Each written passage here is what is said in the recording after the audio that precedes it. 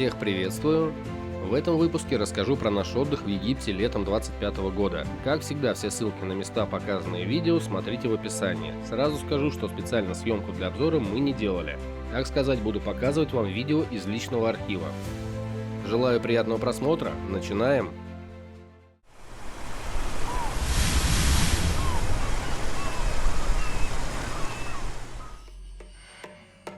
Итак, мы прилетели в аэропорт Шарм-эль-Шейх из Москвы. Дорога до нашего отеля на автобусе заняла примерно 20 минут. Отель называется Паротель Бич Резорт.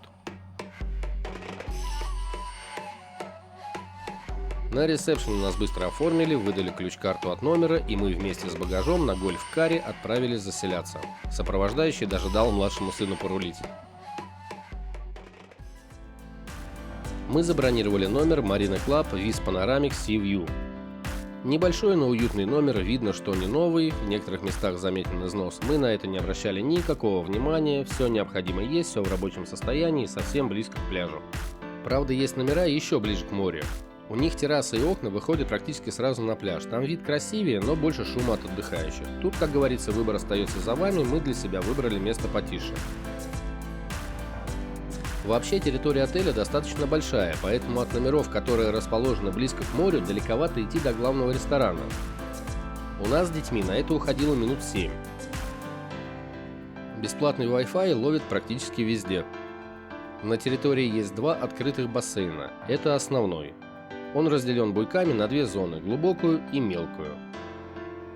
Рядом бар с напитками и небольшой буфет с закусками.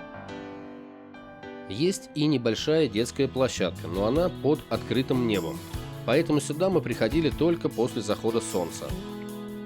Тут же есть детский центр, но как и когда он работает, мы не поняли. К слову об анимации в отеле, могу категорично сказать, что она тут слабая.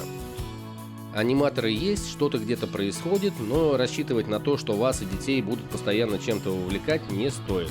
Что касается питания и напитков. Шведский стол, достаточно большой выбор блюд, скажем так, это классическая бюджетная египетская пятерка. Изысков в еде вы тут не встретите, но и голодными не останетесь. По напиткам тоже стандартно для Египта. Местный алкоголь слабоват и не очень вкусен. Нормальные коктейли делают только в баре на ресепшене, и то далеко не все бармены умеют их делать. Далее немного про пляж. Тут тоже все стандартно для Шарм-эль-Шейха. Берег весь в старых кораллах, так что без соответствующей обуви лучше не входить.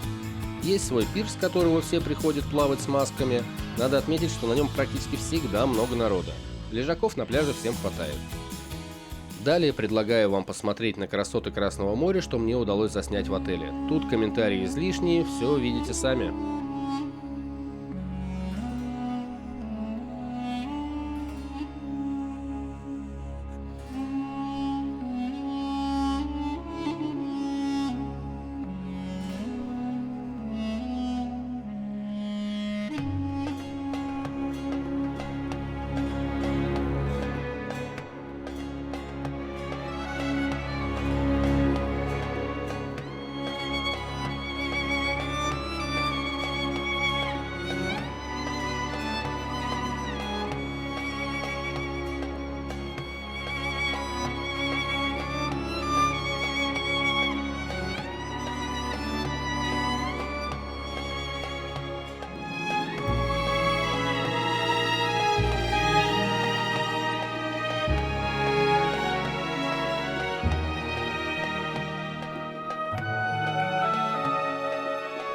Поднимаемся на поверхность и готовимся к поездке по пустыне на баги.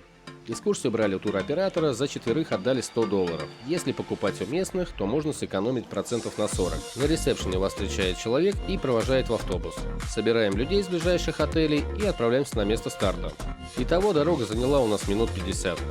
Надеваем арафатки для защиты от песка. Кстати, их покупкой нужно озадачиться до поездки, так как на месте они будут сильно дороже. Нужно прогуляться до ближайшего к отелю магазину и приобрести. Цена в среднем $1 за штуку.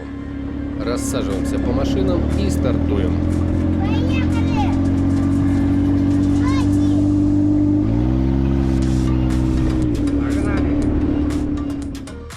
Тут надо сказать, что весь путь вы едете в колонне. Обгонять и подурачиться вам не дадут, поэтому катание больше рассчитано на семьи с детьми. Если хотите реально погонять по пустыне, то нужно покупать отдельную экскурсию чисто для покатушек. Катаемся примерно 40 минут и останавливаемся в лагере бедуинов. Первым делом вас прокатит и сфотографирует на верблюде. Занимает это минут 5 на человека. Верблюды включены в стоимость экскурсии, но местные все равно будут клянчить деньги. Мол, верблюд кушать хочет, дай хоть $1.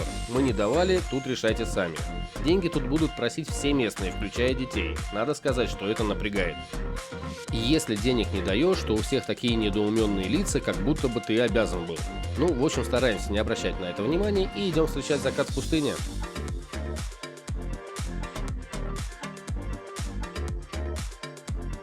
Делаем красивые фотографии и отправляемся на ужин и небольшое шоу.